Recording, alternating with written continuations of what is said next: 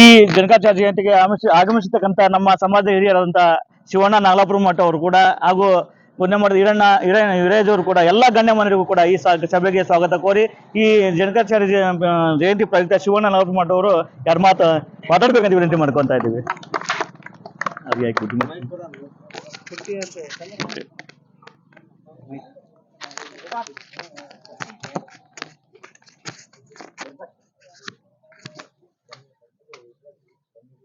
ಶ್ರೀ ರೇಣುಕಾಚಾರ್ಯ ಜಯಂತಿಗೆ, ಶ್ರೀ ರೇಣುಕಾಚಾರ್ಯ ಜಯಂತಿಗೆ. ಬಂಧುಗಳೇ, ಇವತ್ತಿನ ದಿವಸ ಗುದ್ನಪ್ಪನ ಮಠದ ಎಲ್ಲ ಗುರು ಹಿರಿಯರು, ಸ್ನೇಹಿತರು ಹಾಗೂ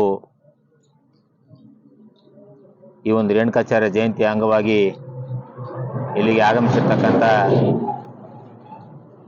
ಸೋದರ ಅನಿಲ್ ಆಚಾರ್ಯವರೇ ಹಾಗೂ ಇದರಲ್ಲಿ ಪಾಲ್ಗೊಂಡಿರ್ತಕ್ಕಂಥ ನಮ್ಮ ಅಧ್ಯಕ್ಷ ಆಗಿರ್ತಕ್ಕಂಥ ಮಹೇಶ್ ಕಲ್ಮಠ್ರವರೇ ಹಾಗೂ ಎಲ್ಲ ಪದಾಧಿಕಾರಿಗಳೇ ಮತ್ತು ಮಂಜುನಾಥ್ ನಾಡಗೌಡ್ರವರೇ ಹಾಗೂ ಸಮಾಜದ ಎಲ್ಲ ಬಂಧುಗಳೇ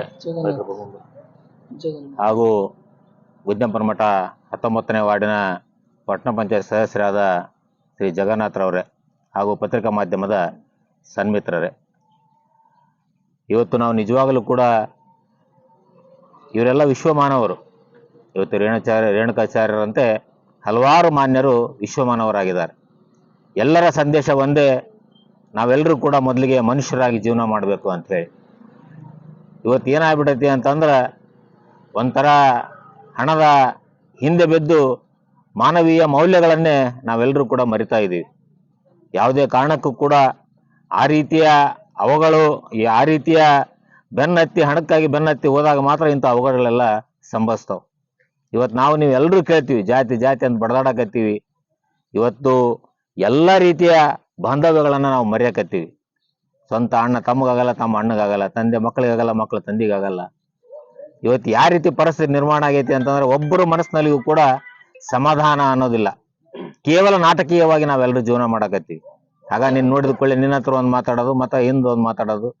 ಇವತ್ತು ಎರಡು ಮನಸ್ಸು ಇಟ್ಕೊಂಡು ನಮ್ಮ ಜೀವನ ಹಾಳು ಮಾಡ್ಕೊಳಕತ್ತೀವಿ.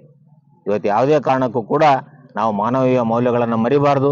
ಇವತ್ತು ಹಿರಿಯರಿಗೆ ಕಿರಿಯರಿಗೆ ಗೌರವ ಕೊಟ್ಟುಕೊಳ್ತಾ ಎಲ್ಲ ಸಮಾಜದವರನ್ನು ನಾವೆಲ್ಲರೂ ಕೂಡ ಒಗ್ಗಟ್ಟಾಗಿ ಇವತ್ತೆಲ್ಲರೂ ಕೂಡ ನಮಗೆ ಭಾಳ ಪೂಜ್ಯನೀಯ ಭಾವನೆಯಿಂದ ಗುರುಗಳನ್ನು ಕಾಣ್ತಾರೆ. ಇವತ್ತೆಲ್ಲರೂ ಕೂಡ ಅಜ್ಜ ಅಜ್ಜ ಅಂತೇಳಿ ಚಿಕ್ಕವರಿರಲಿ ದೊಡ್ಡವರಿರಲಿ ಎಲ್ಲ ಸಮಾಜದವರು ಕೂಡ ಗೌರವವನ್ನು ಕೊಡ್ತಾರೆ.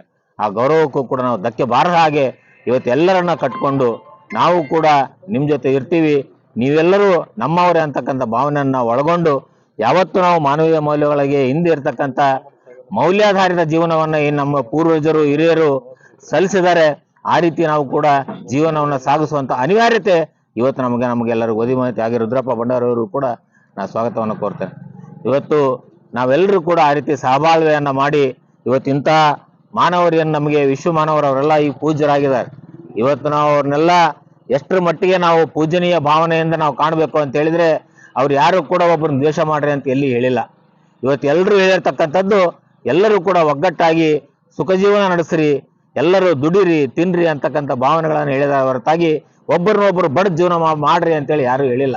ಇವತ್ತು ನಾವು ಅದನ್ನು ಮನಸಾರ ಒಪ್ಕೊಂಡು ನಮ್ಮ ಜೀವನದಲ್ಲಿಯೂ ಕೂಡ ನಮ್ಮ ಕುಟುಂಬ ಇರ್ಬೋದು, ನೆರೆಹೊರೆಯವರು ಇರ್ಬೋದು, ಎಲ್ಲರನ್ನು ಕೂಡ ಪ್ರೀತಿಯಿಂದ ಕಂಡು ನಾವು ಕೂಡ ಸಮೃದ್ಧಿ ಜೀವನ ಸಾಗಿಸೋಣ.